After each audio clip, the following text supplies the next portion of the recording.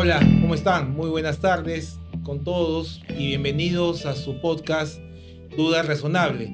El día de hoy justamente se encuentra acompañándonos el doctor Julio Pérez, asociado del estudio de Coelho Abogados, y como invitado tenemos un gran amigo, al doctor Felipe Salas, socio fundador de su firma Salas Segarra y Abogados, abogado por la Universidad de San Martín de Porres, magíster en Derecho Penal y doctorado concluido en Derecho Penal por la Universidad de Buenos Aires. Bienvenido, doctor Felipe. ¿Cómo está, doctor Manuel, mi gran amigo? Qué gusto estar por aquí en Coelho Abogados, en su podcast. ¿Cómo está, doctor Julio? Encantado. Buenas tardes, doctor. Nos acompaña justamente para hablar un tema muy importante, que es la desvinculación procesal. Bienvenido, doctor. Encantado de estar aquí en sus oficinas tan lindas de Coelho Abogados, para debatir este tema, para conversarlo, tan importante en este momento, ¿no? Claro, es bastante importante justamente porque es el tema del momento, porque no solamente le pasa en este caso al juicio del expresidente Castillo,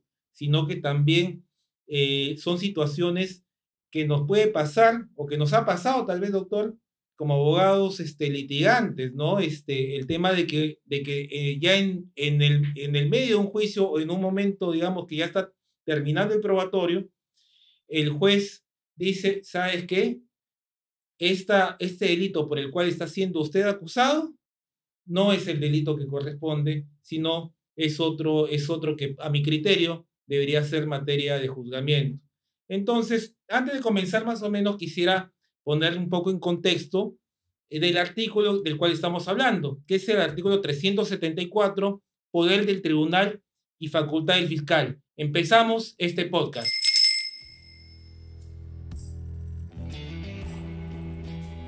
El artículo 374 justamente del Código Procesal Penal nos habla de la desvinculación procesal, el poder del tribunal y facultad del fiscal. Nos dice, si en el curso del juicio, antes de la culminación de la actividad probatoria, el juez penal observa la posibilidad de una calificación jurídica de los hechos objeto de debate que no ha sido considerada por el Ministerio Público, deberá advertir al fiscal y al imputado sobre esa posibilidad.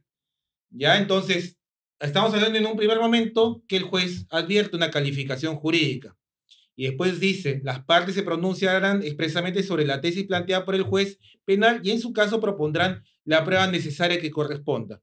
Si alguna de las partes anuncia que no está preparada para pronunciarse sobre ella, el juez penal suspenderá el juicio hasta por 5 días para dar oportunidad a que se exponga lo conveniente. Doctor Felipe, ¿cómo funciona este tipo de situación, esta desvinculación procesal? O sea, el juez se desvincula, dice, ya no es este delito, ponte de rebelión.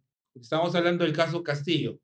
Ya para mí no es, ahora es conspiración para rebelarme, conspiración de la rebelión, tipo penal distinto.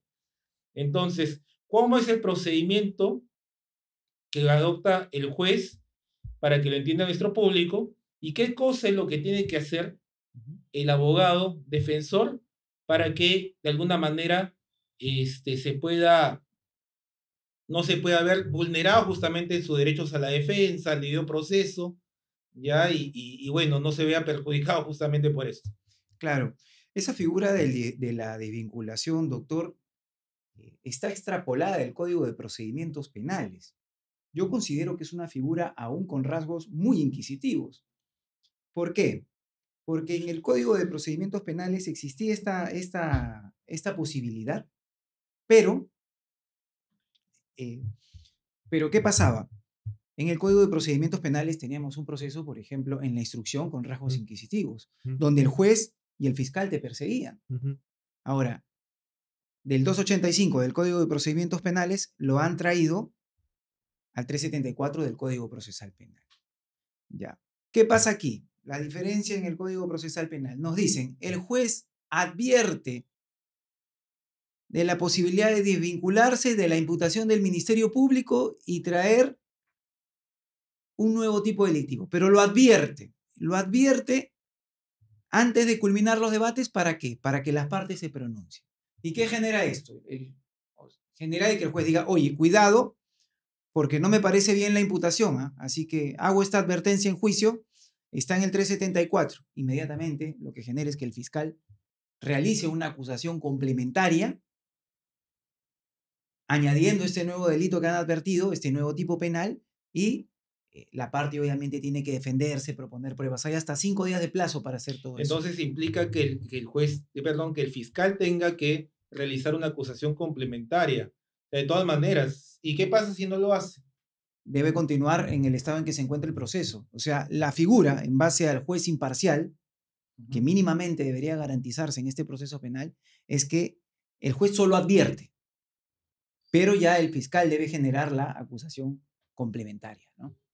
Ya, en todo caso, el doctor Pérez, ¿qué opina justamente de este tema? O sea, ¿esto vulneraría de alguna manera algún derecho? Porque nosotros como abogados estamos llevando ya un proceso Sí, tal penal, cual, enfocados incluso desde la etapa de investigación tal cual. en un delito. Sí, ¿Ya? En la etapa intermedia sí, se ratifica ese delito sí. porque hay una acusación. Pasan pruebas para Ya ese pasan caso. pruebas, uno ofrece pruebas para esto.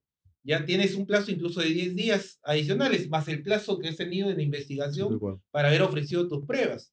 Ya, pero llega un momento en que el juez mira, ¿sabes qué? No me gusta este tema, Este tipo penal. este tipo penal, porque no es rebelión, es Ujú. conspiración para rebelarse. Sí, Doctor, ¿es posible, de alguna manera, que si hablamos de desvinculación procesal, ujú, porque la norma habla de desvincularse, sí. este, pueda subsistir las otras figuras penales o otra figura penal similar, porque estamos hablando de desobediencia a la autoridad, perdón, de abuso de autoridad y el otro delito, rebelión?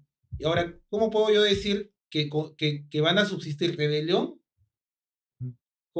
de manera paralela con conspiración para la rebelión? Usted mismo lo ha dicho, el 374 regula que existe una tesis de desvinculación. Esto es de que el tipo penal con el cual se estaba realizando el juzgamiento no correspondería a lo probatorio que se han recabado a nivel, que se han actuado, digo, a nivel de juicio oral. Ujú. Ahora, cierto es que si usted me pregunta a mí desde mi perspectiva, comparto lo que dice el doctor Salas, se mantienen rasgos inquisitivos, existe una división de roles en este modelo procesal del año 2004 que en el cual el juez no pudiera sustituir la labor fiscal, como usted bien dice. Cuando nosotros estamos siendo investigados por un proceso penal, presentamos pruebas para defendernos frente a ese proceso penal, respondemos un requerimiento acusatorio, postulamos nuestra teoría para que se sobresea en su debido momento y ante juicio oral nos defendemos frente a lo que nos han acusado. Pero llegar a un estadio de juicio oral y, digamos, sustituyendo la labor que el fiscal tuvo que haber mantenido a lo largo de la investigación, el juez cambia toda la regla del juego y en un plazo sumarísimo, un plazo sumario de 5 días, buscar una defensa, digamos, precaria. No hay un tiempo prudencial para podernos defender. Si el Ministerio Público, su labor objetiva es tipificar correctamente, esa labor ha sido controlada a nivel de etapa intermedia. Yo no, si bien es cierto, la norma procesal está ahí con un rezago inquisitivo, de cierta forma sí vulnera el derecho al contradictorio, sí vulnera el derecho a la defensa. No me está dando una oportunidad suficiente para poder llegar a defenderme de manera óptima, y esto ha sido también de manera sorpresiva, o sea, y no solo con el caso que se está ahorita hablando del expresidente, eso puede pasar a cualquier caso que se lleve en la actualidad y tienen que garantizarse los derechos de defensa, derechos de contradicción. Esa sería la lectura que le doy a ese artículo en específico. Doctor Salas, si 5 días que dan acá, ¿sería suficiente para preparar una defensa? No, para mí considero que no es suficiente. Además, la figura es extraordinaria. Es por eso que un juez se desvincula también de la decisión que toman sus colegas, no se aparta. ¿Por qué es extraordinaria? Porque nos dice si en el curso del juicio oral, antes de que culminen los debates, surge la posibilidad de un nuevo delito. Tú revisas la jurisprudencia respecto a la desvinculación y, por ejemplo, se den casos de hurto donde por un testigo, una prueba nueva, se da cuenta de que ha habido amenaza y se transforma en un caso de robo. Ujú. ¿Correcto? Ujú. Entonces, esa figura, claro, no vas a generar impunidad, entonces el juez se desvincula y lo hace. Pero en este caso, en los debates se ha debatido lo mismo. En ningún momento ha habido un núcleo, digamos, probatorio importante respecto a la conspiración que genere, pues, de que se desvinculen. No, esto es un forzamiento de esta figura y es una ayuda a la labor del fiscal que ha cometido un craso error, un tremendo craso error a no incluir este delito en la acusación. Y el juez no puede romper el principio de imparcialidad. El juez se mantiene imparcial siempre, no le puede hacer el trabajo a la fiscalía. Y eso es lo que está pasando. En todo caso, doctor Julio Pérez debió haber fijado como una alternativa, ¿no? Hay la posibilidad, el código lo establece, de que se postulen acusaciones alternativas, ¿no? Si no puedo probarte la colusión, te pruebo la negociación. Del mismo caso acá, si no te pruebo el tipo de rebelión, te pruebo la conspiración. Pero como bien dice el doctor Salas, o sea, no ha habido un nuevo elemento probatorio que dé mérito a querer tipificar alternativamente o desvincularse. Esto, digamos, rompe también el principio acusatorio, que es el fiscal, que con su labor tiene que acusar y no el juez, con rasgos inquisitivos, buscar la punición por buscar la punición. Por eso que también hay un juez que vota en discordia. Y ahora, doctor Felipe, las partes pueden de alguna manera, forzar una situación de desvinculación, o sea, necesariamente el juez tiene que irse a una figura de desvinculación porque las partes, de alguna manera, en algún momento lo haya invocado y digamos, en sus alegatos de apertura dije, yo voy a demostrar que acá no hay ningún tipo de rebelión, sino más bien habría una figura de conspiración. Yo no he visto nada de eso en los alegatos de apertura de ninguna defensa del caso del expresidente Castillo.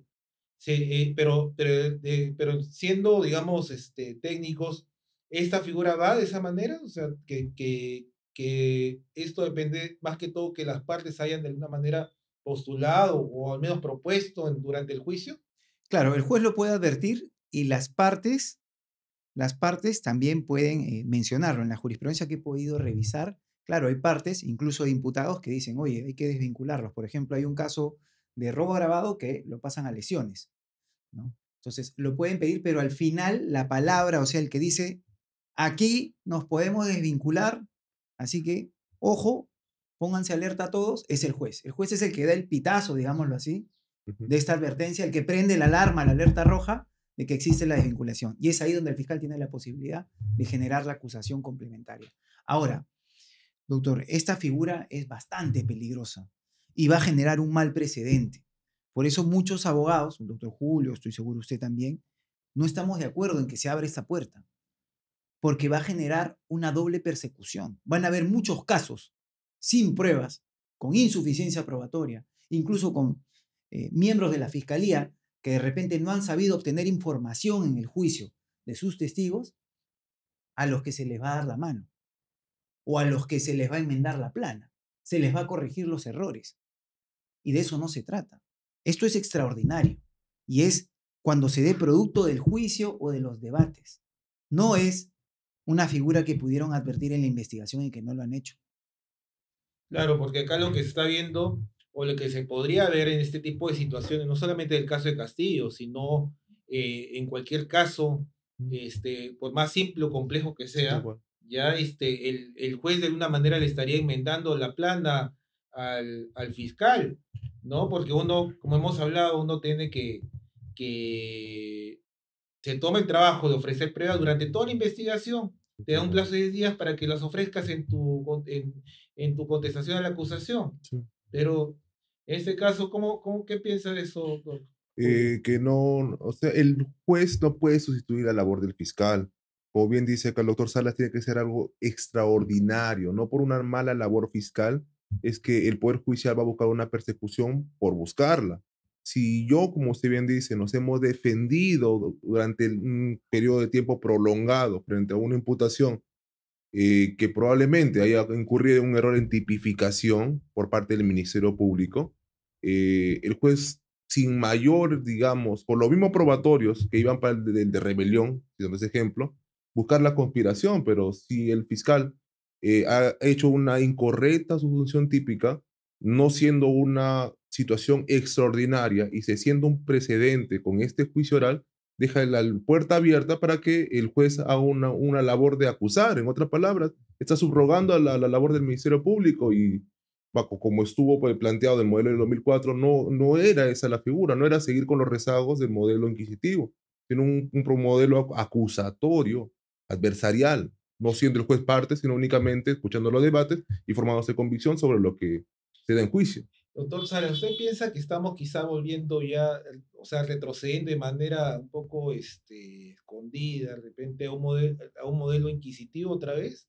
Yo llamo a lo que está pasando actualmente o lo que quiere hacer la contrarreforma, porque si entró una corriente de la reforma procesal penal, finalmente quienes están ganando son los que están en pro de la contrarreforma, están volviendo el proceso un proceso inquisitivo oralizado.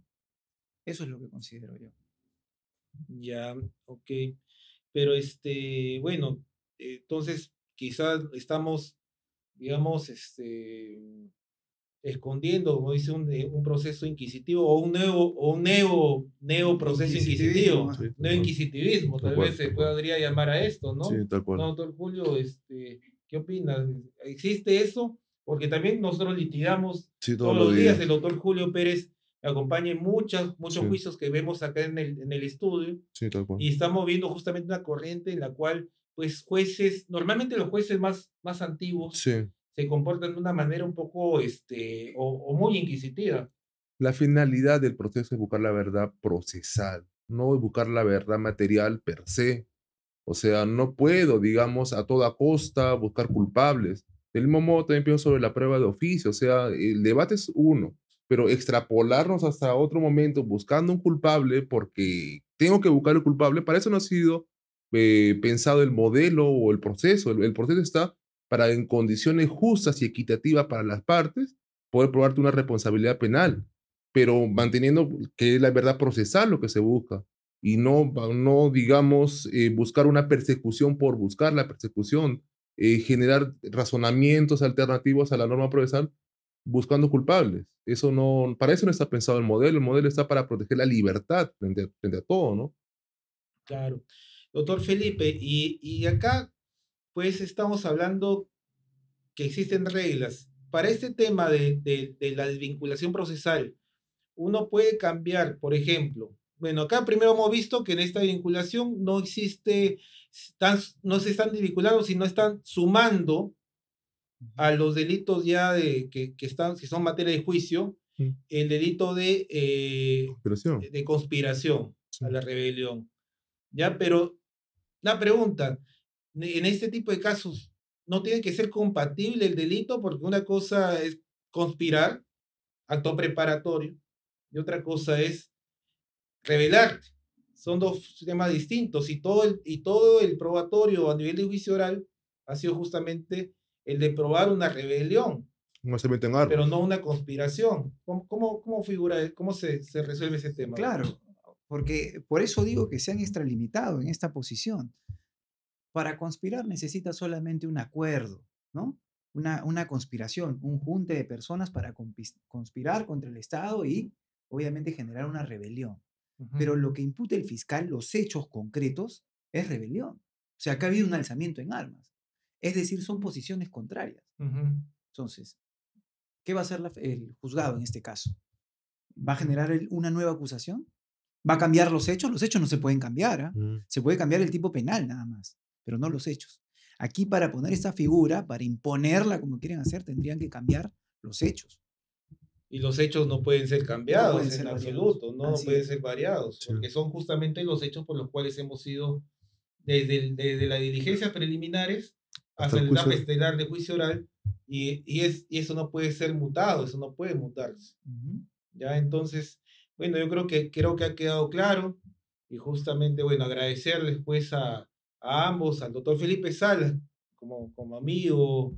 Nos hemos conocido pues a través de las redes sociales, ya hemos participado también en temas por ejemplo, el tema el conversatorio, hicimos un conversatorio de Pedro Castillo. De Pedro Castillo, justamente. Usted lo subió y tuvo como 50.000 vistas. Sí, ¿no? Hasta ahora sigue sumándose vistas. Y ahí acuérdese que en ese debate ya visorábamos eso. El doctor Peña Cabrera, en su labor académica, dijo, cuidado que esto puede pasar.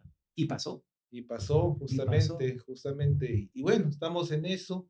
Y también con el doctor Julio Pérez también participamos en un primer conversatorio, Sobre la recuerda, policía. Sí, sobre la ley de, 32.130. Sí, ajá, que la también famosa ley de 130. la policía, de devolverle las facultades investigativas a la policía y Claro. todo Volvía a eso. los atestados también. Ajá, los detestados, y creo que no está dando el resultado de repente que haya esperado el legislador cuando sacó esa norma, ¿no? Bueno, sí, finalmente ha sido confirmada. Esperamos sea las adecuaciones respectivas, ¿no? Porque ya hasta el Tribunal Constitucional se pronunció, ¿no? Al respecto, tendría que también capacitar, como conversamos en off con el doctor Salas, tiene que haber una mayor capacitación a la Policía Nacional del Perú y también al Ministerio Público, más que todo en el respeto de los derechos de la gente, ¿no? Muchas veces ellos van por encima de la ley, ¿no? Y no por el hecho de ser una autoridad, es que estamos en un estado convencional. Ujú. Eso es lo que tengo que decir. Perfecto. Doctor Felipe, una última pregunta ya para concluir, como una encuesta, digamos, porque le estoy haciendo una encuesta a algunos colegas, abogados penalistas. ¿Usted considera que este es un adelanto de fallo y es muy probable que a los que están siendo juzgados en este juicio de Castillo los vayan a terminar condenando por conspiración? Claro, la desvinculación es una figura bastante inquisitiva. Y si el propio juez la propone, es porque está buscando, a toda costa, diría yo, configurar un delito para condenar. No es que se dé, o por lo menos en este caso, una figura de conspiración para ver si lo absolvemos. No, están incluyendo un delito que no ha sido considerado por el Ministerio Público para qué, para condenar. Para mí es obvio que lo van a condenar. Claro, y ese, digamos, aunque digan de que no, que eso todavía se va a ver si es que se condena o no y todo eso, puede haber. ¿Qué piensa doctor Julio Pérez de eso? Si bien es cierto, una vez que el juez advierte esta tipificación incorrecta y es el Ministerio Público el que termina acusando, es cierto que el que hace advertencia es el propio juzgador que va a terminar emitiendo su sentencia. Comparado también lo mismo que ha dicho el doctor Salas, probablemente condenatoria, ¿no? En un voto de mayoría 2-1. Igualmente vamos en mayoría, 2 creo, a o 1. en unanimidad en ese caso, que yo también pienso que ese justamente le están Adelantando. haciendo la camita para que finalmente sea condenado por un tema de Conspiración. conspiración. Imagínense que ustedes son denunciados por un delito, ya sea de violencia, ya sea contra la libertad sexual, tema de tocamientos, donde es citado ya para que dé su examen psicológico en el Instituto de Medicina Legal, que justamente pertenece al Ministerio Público. Usted, bueno, puede estar asesorado tal vez con un abogado, tal vez no puede estar asesorado, pero igual, sin ningún tipo de consejo o asesoría, va al Instituto de Medicina Legal a ser entrevistado o a ser peritado o examinado por un perito psicólogo del Ministerio Público o un perito oficial, también se le puede decir.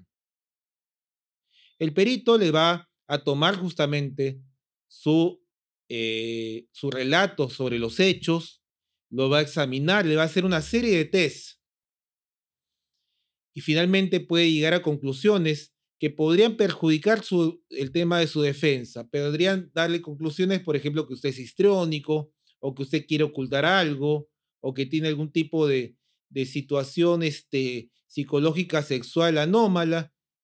X cosas pueden suceder.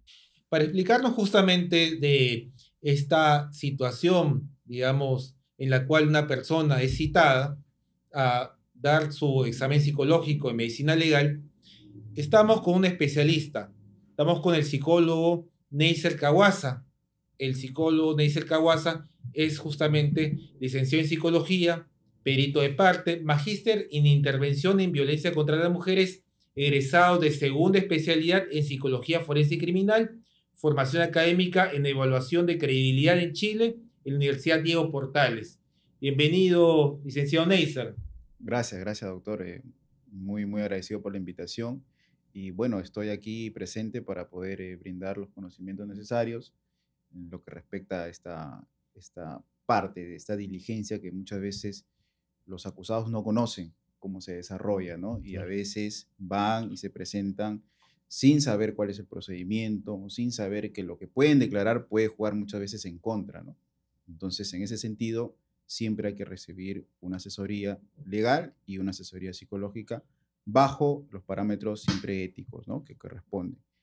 Sí, doctor, en ese sentido, por ejemplo, la actividad pericial de ese tipo de diligencias, de evaluaciones psicológicas para conocer el perfil psicosexual, el psicólogo, el perito del Ministerio Público, ¿no?, cita a la persona que está acusado mediante un oficio y bueno, la persona va, se presenta, está ahí, ¿no? Muchas veces le piden su declaración de cómo ha sucedido los presuntos hechos y evidentemente la persona empieza a relatar, ¿no?, como bajo su perspectiva, pero esto muchas veces, pues, a veces hay un margen de error, ¿no? Hay un margen de error, ¿por qué?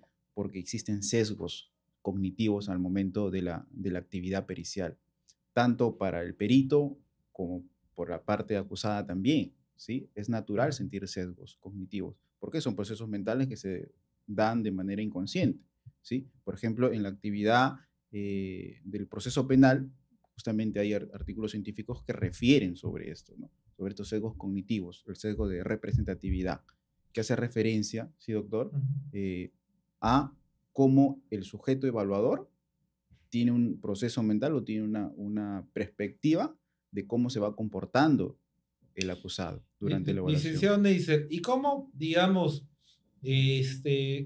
cuando una persona es citada justamente a dar este tipo de exámenes psicológicos en medicina legal, conforme a su experiencia, qué es lo más recomendable? ¿Que uno vaya preparado, que uno tenga, que se asesore mejor antes de ir, o simplemente con toda la confianza del mundo vas y das tu examen psicológico con el perito forense? No, doctora, lo recomendable es que antes de darse una evaluación psicológica forense al acusado, tiene que pasar una asesoría, ¿no?, ya sea legal o psicológica, pero siempre, pues, evidentemente, bajo los criterios de la ética, ¿no? ¿Por qué? Porque existen sesgos, como le acaba de mencionar, ¿no? Y una pregunta, ¿a qué usted se refiere con sesgos de parte del psicólogo que se está tomando la pericia, así también que de los abogados y los jueces o operadores de justicia? ¿Qué es lo que usted denomina sesgos?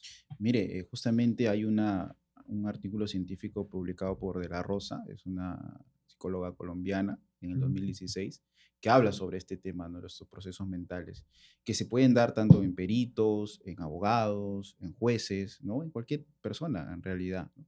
Por ejemplo, habla específicamente del sesgo de representatividad, Ujú. que hace referencia a que mediante tu comportamiento, mediante tus actitudes, tu desenvolvimiento en la evaluación psicológica, el perito va a observarte y va a tomar una idea sobre ti, Ujú. ¿no? Por ejemplo, evaluación psicológica de su perfil psicosexual. Sí. Citado, va a la fecha, por la misma naturaleza de la actividad pericial, es necesario o es a veces natural sentir un poco de ansiedad, ¿no? Claro. Porque estás frente a una persona que te está preguntando temas personales, temas de tu niñez, de tu adolescencia, de tu trabajo, de tus hábitos, intereses y sobre todo sobre tu vida psicosexual, que es algo íntimo, ¿no? Ujú. Uno no va comentando las vidas o cuántas parejas tiene o cuándo ha iniciado su vida sexual, ¿no?, a cualquier persona, ¿no? Estás frente a eso y es natural sentir ansiedad, ¿no?, Sí. situacional. Pero los Entonces, sesgos, el sesgo, claro, el sesgo va ahí, después de eso, ¿no? Entonces el perito te va viendo, te va observando, te va escuchando y por ahí tú empiezas como que a sudar, ¿no? Porque estás comentando algo íntimo, ¿no? Por claro. ejemplo, ¿cuándo has iniciado tu vida sexual? Ajá.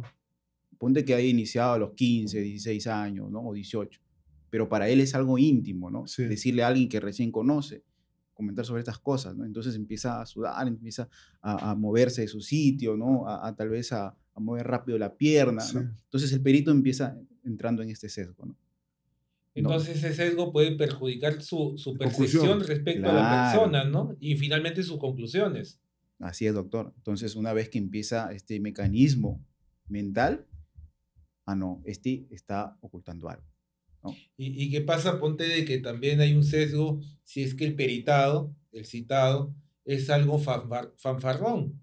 Digamos, hay personas que yo he tenido un caso Sí. ya donde el peritado, ya bueno, ya vino después de eso Claro. acá, pero el peritado nos dice, yo he tenido tantas parejas sexuales, Con ellos, todas las semanas yo siempre campeono, yo siempre hago algo, Ujú. Sí, situación de peligro también, siempre manejo en estado de ebriedad, el pata se vanagloria como si fuera el bacán, la persona, digamos, que no le pasa absolutamente nada. ¿Cómo lo tomaría un psicólogo forense ese tipo de situaciones? Fanfarrones, ¿no? Ujú. Claro, en términos, digamos, pero en palabras técnicas psicológicas, digamos que los va a ir encasillando en un trastorno, un rasgo narcisista, ¿no? Como que se está tirando flores de lo Sí, máximo, sí, con él arrasa con todas, ¿no? sí. Entonces existe pues eso. Pero no necesariamente sucede así, ¿no? Porque una evaluación psicológica es completa, no solamente es la entrevista. Por ejemplo, también hay casos en fisioculturistas que han sido denunciados también, ¿no? Sí. Pero su mismo trabajo de exponerse, de mostrar parte de su cuerpo, ¿no?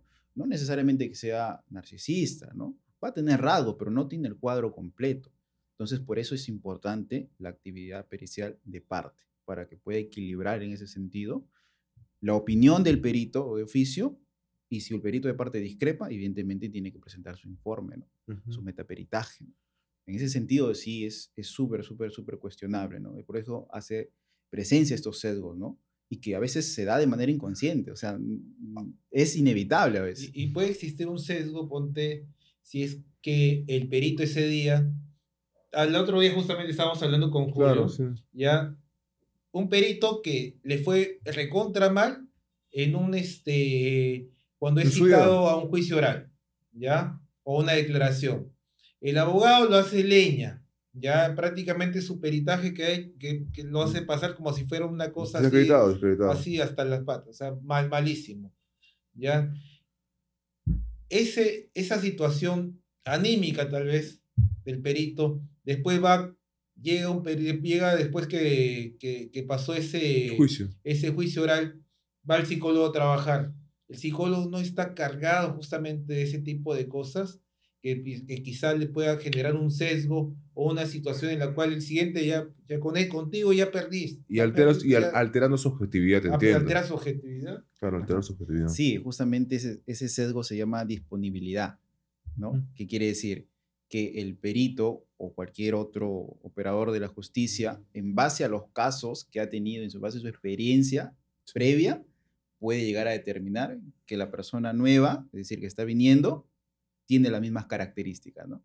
Entonces empieza a hacer una réplica, ¿no? Una réplica de las cosas. Y frente a eso, yo pregunto, ¿es posible, digamos, a esa evaluación sobre la entrevista que se le hace al peritado, para hacer en su caso una contrapericia, es posible acceder a ese video en el cual probablemente la lectura que haya tenido el psicólogo en su momento no sea la correcta, como bien dijo acá el doctor, ha tenido un mal día, ha tenido un mal contrainterrogatorio, ha sido desacreditado en otros momentos, pero por esa temporalidad que cuando llega a una nueva pericia que tiene que ser netamente científica y objetiva, es que, digamos, pueda tener un resultado que no corresponda a lo que realmente es. Bajo ese tenor, es factible para los peritos de parte acceder a esos videos y advertir que la prueba ha sido mal llevada. No, doctor, mira, lamentablemente en esta nueva guía metodológica para evaluaciones psicológicas forenses para casos de violencia contemplados en el marco de la ley 3036-4, está prohibido grabar las evaluaciones psicológicas, ya sea para presuntas víctimas como para presuntos agresores. Pero los exámenes que se realizan, eso sí se puede pedir Sí, eso sí copia de se puede solicitar, pero gran parte de la evaluación psicológica es la entrevista. Es casi prácticamente el 70% del informe pericial, ¿no? Entonces, justamente tenemos problemas para llegar a esa información, y lo cual mi crítica desde el 3 de julio que se ha emitido la nueva guía es que debería ser más transparente. Transparente tanto para la presunta víctima como para la otra parte, ¿no? Ambas partes tienen que tener igualdad de armas en ese sentido, ¿no? O sea, es necesario, pero ahora se está prohibiendo, ¿no? Pero ¿por qué se prohíbe? ¿Cuál es el fin? ¿Para qué? No le explican, ¿no? No le explican. Y es más, ahora el perito de parte está obligado a firmar, porque te dan un consentimiento de que tú estás prohibido de firmar, de tomar foto a las pruebas, a la entrevista, no puedes hacer nada. Entonces tú firmas y prácticamente te tienes que alinear a esos criterios, ¿no? Entonces, desde mi punto de vista, para mí está mal, ¿no? Está mal porque debería ser más transparente en ese sentido y pues optar tanto por ambas partes. Cada profesional tiene su opinión, pero eso sí tiene que estar basado pues, en las reglas científicas, ¿no? No solamente en una opinión sin base, ¿no? Entonces, eso es importante, doctor. Ya, doctor. Y dígame, en el caso de, por ejemplo, usted ha podido acudir como perito de parte, ya cuando se trata de, digamos, un examen psicológico a su cliente, ¿ya? ¿Usted ha tenido algún problema o alguna situación que se dé generalmente cuando usted va como perito de parte acompañando al peritado? Ujú. Hay ocasiones en las cuales el perito de oficio se va a conversar, por ejemplo, con el acusado, ¿no? Se va a un lado, ¿no? Y prácticamente el perito de parte lo deja, pues, ¿no? A una distancia, ¿no? En la cual no puede escuchar, ¿no? ¿Qué le está diciendo? Entonces, ya es parte de la experticia del perito de parte presenciar todas las operaciones periciales, ¿no? Porque eso lo regula el nuevo Código Procesal Penal, ¿no? Claro. Entonces, a veces te dicen, no, usted no puede escuchar, ¿no? ¿No? Pero yo también estoy facultado de presentar todas las operaciones, tanto para el acusado como para la presunta víctima, porque la presunta víctima cuando pasa, antes de pasar entrevista única en cámara GESEL, tiene que pasar y firmar su consentimiento informado. Entonces, ese proceso de explicarle cuál es la función de la entrevista única en cámara GESEL, el perito de parte tiene que estar presente también ahí, ¿no? Sí. Porque el perito de oficio no es que va a realizar una sesión terapéutica con la presunta víctima, ¿no? Las características esenciales es que el perito de oficio tiene que tener una conducta escéptica. No se puede parcializar ni por el lado de la víctima, ni cuestionar en su totalidad su versión, ¿no? Tiene que ser escéptica. Entonces, Tiene que parecer y al respecto, doctor, entonces que queda marcado que las evaluaciones psicológicas que se realizan en los estudios de medicina legal son distintos a las terapias. O sea, hay digamos, diferentes metodologías o diferentes objetivos de una terapia frente a una evaluación psicológica. ¿Cuál sería la diferencia entre ambas, digamos, actos que realizan los psicólogos forenses o los psicólogos en general, frente a lo que es una terapia y lo que es una medida psicológica en el marco de una investigación penal? Claro, la diferencia principal es que el psicólogo terapeuta, ¿no? Va a obtener un diagnóstico y un tratamiento. Eso es principal, ¿no? Va a tener un rapport, ¿sí? Pero ese rapport es más empático, digamos, ¿no? De principio a fin. Viene el paciente con una molestia, viene el paciente con un problema mental y el psicólogo, digamos, terapeuta, va a estar ahí escuchándolo, presente, ¿no? En cambio, el psicólogo que trabaja para el Ministerio Público en la unidad médico-legal, ¿qué es lo que va a hacer? No puede entrar en ese mismo sistema, ¿sí? Su conducta tiene que ser imparcial. Tiene que escuchar, sí, sin cuestionar, pero a la vez tampoco poniendo pues totalmente en un lado de la balanza, ¿no? Es necesario clarificar algunos puntos de la entrevista única en cámara GESEL, pero también no se puede poner del lado de la víctima. Entonces, doctor, ¿podemos hablar que hay también un sesgo de género también en los evaluadores? Es posible, dependiendo, como le digo, sus experiencias, ¿no? Personales, su estilo de crianza. Va a decir mucho de cómo va a llevar a cabo una entrevista única en cámara GESEL. Ahora, también hay procedimientos para llevar una entrevista única en cámara GESEL. No es necesario preguntarle excesivamente cómo te sientes, cómo te has sentido esto, te has puesto triste, te has puesto tal vez colérica, ¿no? Eso no es un buen procedimiento, ¿no? En ese sentido, por ejemplo, hay protocolos, NICHET, que es un protocolo internacional que se lleva a cabo para este tipo de entrevistas, ¿no? Entonces, el psicólogo tiene un rol fundamental ahí, ¿no? Imparcialidad total. No es que se ponen a los zapatos de la otra persona, porque también hay denuncias falsas, pues, doctor, Sí, cierto. ¿no? Hay denuncias falsas, hay motivaciones en las cuales están tal vez por venganza, por un índole, no sé, o características de la misma dinámica de la persona, o alguien está tal vez queriéndose sacar provecho por algún bien, algún terreno, etc. Hay diferentes escenarios, ¿no? Por eso el rol del perito es importante. Pero hay un detalle, pero el perito psicológico no tiene más allá de lo que es su evaluación, y sus pruebas adicionales que ha tomado el peritado. O sea, dentro de los objetivos de la pericia tampoco no está verificar la validez del testimonio, entiendo, y muchas veces pasa que el perito psicólogo en Gesell únicamente escucha la historia que le ha manifestado el presunto agraviado y, digamos, no puede conocer, digamos, los aspectos exteriores, se puede formar una falsa convicción de la realidad en base a una historia falsa. Ahora, de la labor pericial de usted, doctor, usted se puede, con contrapericias, detectar esos, digamos, alteraciones a la verdad que se dan. Sí, doctor, justamente hay protocolos internacionales que evalúan la credibilidad del testimonio. ¿Sí? Tenemos el CBCA, el CENI también, que son protocolos internacionales que tienen la mayor cantidad de trabajos científicos. Pero lo que usted menciona es cierto, el psicólogo, el perito de oficio no está llamado a poder confirmar que tiene la presunta víctima afectación psicológica por los hechos que son materia de investigación.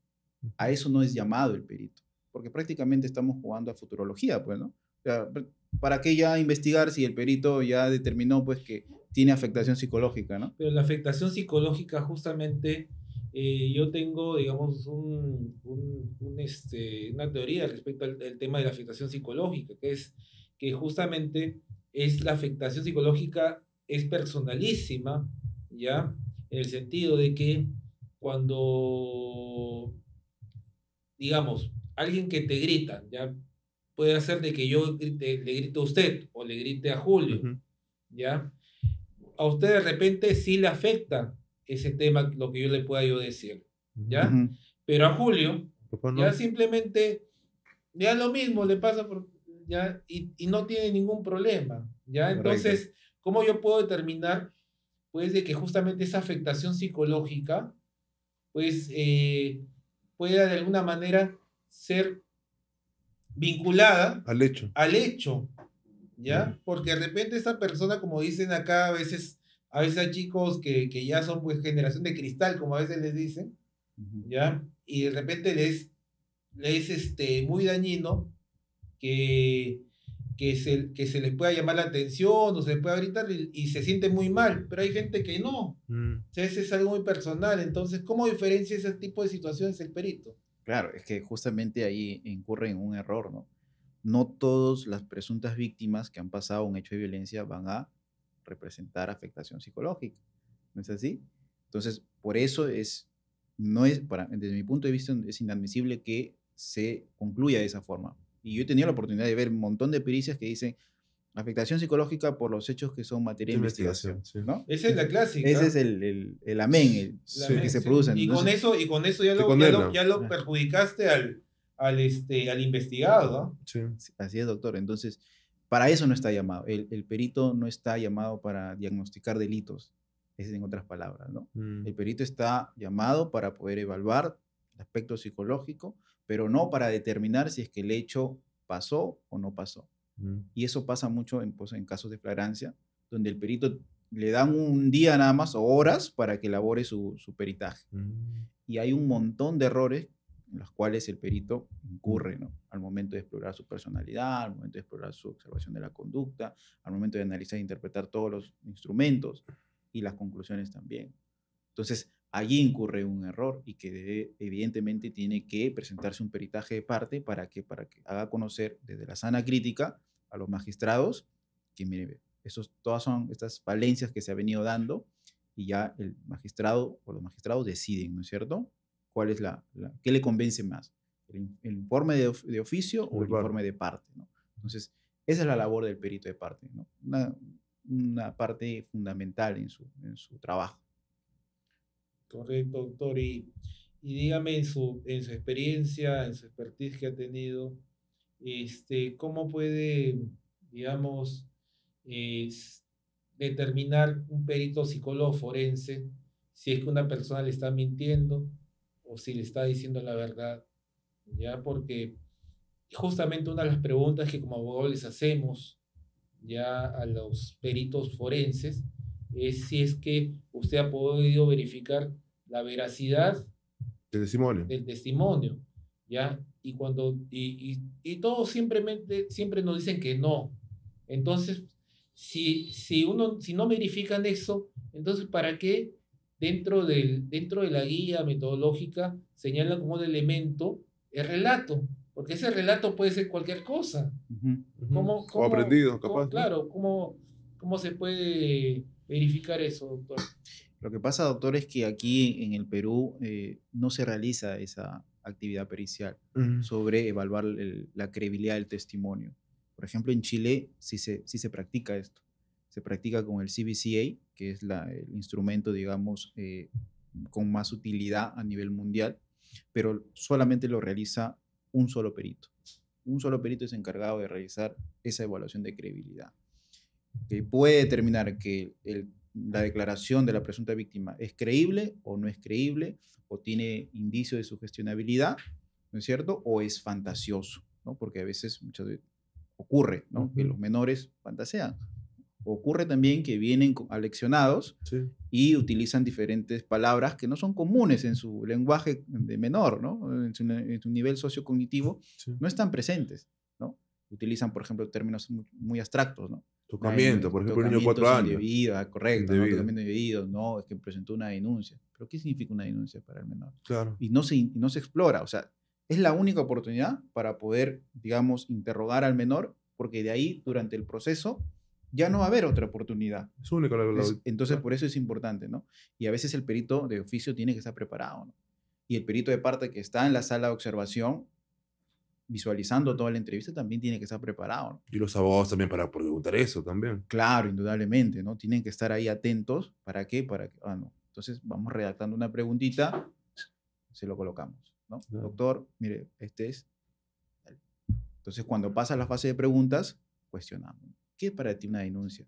¿Qué significa para ti? Ah, no, lo que pasa es que me dijo mi mamá o me dijo mi abuela. Y a partir de ahí va indagando, ¿no? La Entonces, sugestión. ahí se va cayendo poco a poco, ¿no? Sí. Lo importante es tratar de buscar la verdad, digamos, lo más cerca de la verdad, ¿no? Porque nadie puede tener la verdad absoluta, ¿no? Ujú. Ningún perito, nadie puede llegar a esa verdad absoluta, ¿no? Entonces, en ese sentido, doctor, es importante especializarse, ¿no? Más que nada. Y sobre todo en las pericias llegan y concluyen, ¿no es cierto?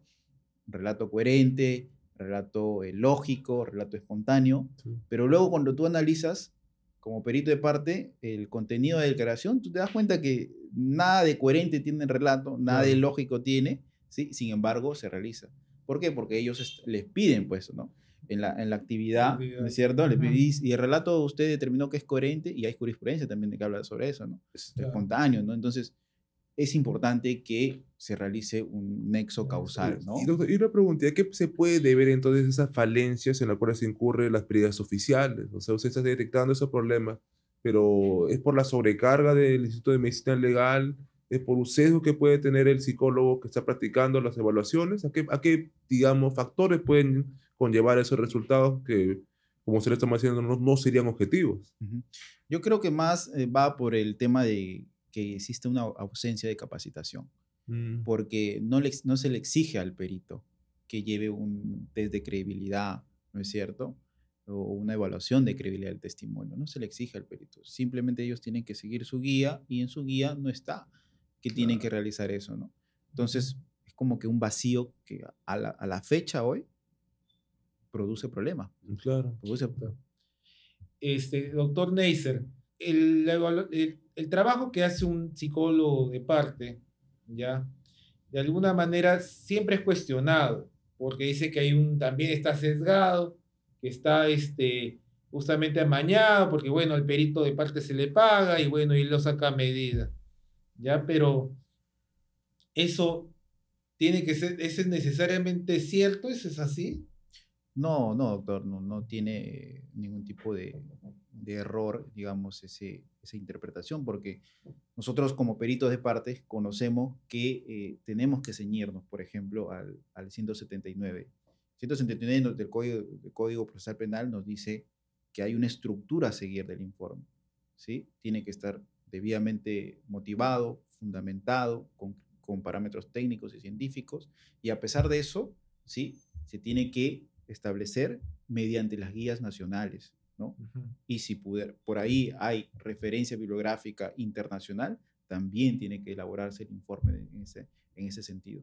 Entonces, de esa manera nosotros podemos reducir algún error en el informe pericial de parte, ¿sí? Entonces, llevando a cabo esa actividad, no es que se ponga del lado del cliente, no es que se ponga del lado o en contra de la víctima, ¿no? Sigue un proceso metodológico y científico.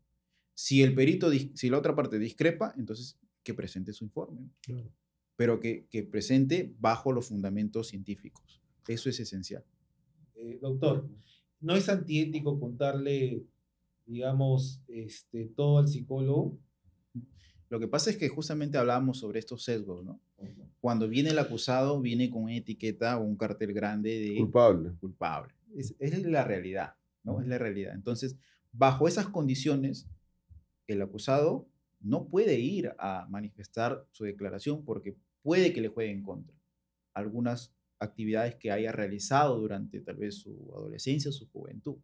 Entonces, es necesario llevar a cabo un asesoramiento. Claro, y eso no significa que uno le esté ocultando cosas justamente al psicólogo, porque el psicólogo también es un ser humano, el psicólogo forense, y puede tener algún tipo de sesgo si es que el evaluado le cuente ese tipo de situaciones de su juventud o situaciones que han pasado hace poco. Por ejemplo, hay un sesgo de grupo que literalmente, por ejemplo, en este artículo científico que le acabo de mencionar, de La Rosa, habla sobre los antecedentes previos que tiene una persona. Justamente en el informe pericial hay un apartado, el punto 8 o el punto 9 me parece, que habla sobre antecedentes judiciales. Si el acusado va y manifiesta, sí, señora perito, yo anteriormente me han denunciado, pero sabemos que en la realidad que esa denuncia fue falsa, denuncia familiar, denuncia de violencia psicológica. Entonces, esa información le llega al perito y puede utilizarse a través de un sesgo. Ah, no, esta persona tiene un antecedente, tiene 2 antecedentes, y puede que sea, por ejemplo, una personalidad problemática, impulsiva, ¿no? Que tenga algunos problemas de poca tolerancia a la frustración, etc., ¿no? Entonces, ¿puede influir? Sí puede influir, doctor. Bueno, este es el final de este segundo bloque. Ya le agradecemos mucho al doctor Neisser que nos ha acompañado en este podcast de Dudas Razonables, justamente un podcast que pretende un poco llevar el derecho a todos, el derecho penal a todos. Y bueno, nos ha ilustrado mucho, doctor, sobre cómo es el tema de la psicología forense, qué es lo que uno tiene que hacer cuando es citado a dar su examen psicológico porque ha sido de alguna manera denunciado por un delito de violencia sexual o delitos de violencia familiar, etc. Muchas gracias, doctor. No, gracias a usted, doctor. Más bien muy agradecido por la invitación y encantado de poder compartir estos conocimientos, ¿no? Con cada uno de ustedes, también con su público, y bueno, espero que se vuelva a repetir. Muchas gracias, doctor. Muchas gracias, doctor. Muchas gracias. Tercer bloque, tips legales. Justamente estamos acá nuevamente con el doctor Julio Pérez y con el doctor Felipe Salas.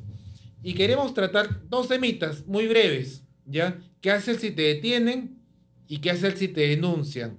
Doctor Julio Pérez, empecemos con usted. Ya. ¿Qué pasa si es que te detienen? ¿Estás manejando, de repente en estado de ebriedad, Sí. ya? O no sé, o alguna situación, ingresan a tu casa, hacen una batida, Ajá, lo que sea, ajá. ¿ya? Ya. ¿Qué tienes que hacer si te detienen o qué no hacer si te detienen?